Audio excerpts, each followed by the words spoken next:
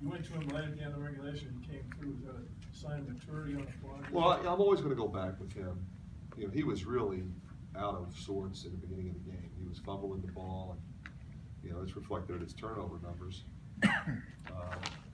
But what's been impressive about him is, you know, when he struggled like that, as long as I go back to him, he'll come back and, you know, he still ends up with 16 and 5 and shot 7 for 7. So he was really a very effective player in the game. I thought he got some big time traffic rebounds late. I thought defensively he was better late. You know, a lot of guys can't do that. You know, once they're sideways, that's it. You can't put it back in. But he knows I'm going to put him back in. I have confidence in him. And little by little, he'll get it figured out. Your defense, I know not the way you wanted to end the season, but how far did the guys come from beginning to the end of the year, you know, with that young group on that end before? Well, I think a long way. If you remember, not many people in this room were in Florida, but our defense in Florida was as bad as I've ever been around. And I felt terrible that my staff and I hadn't done a better job getting those guys to play better defense. You know, we were scoring the ball. Obviously, didn't do it against Virginia. We did it against Memphis and some other games. We just couldn't stop anybody. Couldn't stop them in transition. Couldn't stop them in zone. Couldn't stop them in man. You know, I thought the Iowa State game was a turning point for us, and our defense became better. We were really locked into the game plan, and I think did a much better job as the season progressed in that area. Came apart a couple times on the road in the Big Ten early. I suppose you're going to learn from that. And so, from that point forward, you know, we were a lot better.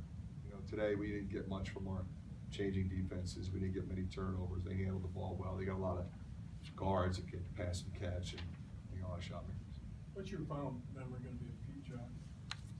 Well, the thing about Pete that I love is, you know, and a lot has been said and written that, you know, he's here because we stuck with him. What I said to him just now, I said, you know what, Pete, you stuck with yourself. You know, he had a tough journey. It was well over 12 months. When he came back, I mean, he was not himself. He did not look good. I was at the game and saw him get a shot blocked by a 6-foot guy. And he was as down as you could be, wondering if you could ever put it together. And he just kept working.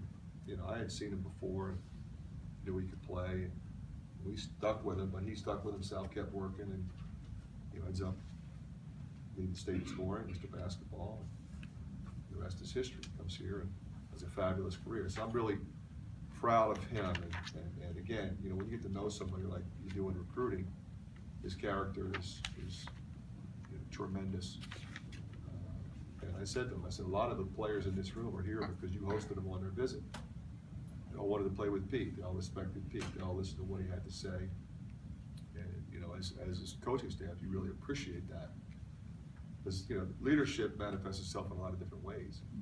You know, it's in practice, it's in the locker room, it's on the road, it's in tight games, but it's in the off season, and it's in recruiting. And, you know, what do we do off the floor? What do we do to stay connected as a group, you know, in the off season? And he's always been a guy that's in the gym all the time, so they just follow his lead. And our guys are in the gym all the time. That's why we have the practice facility. That's made a tremendous difference in our ability to build this program.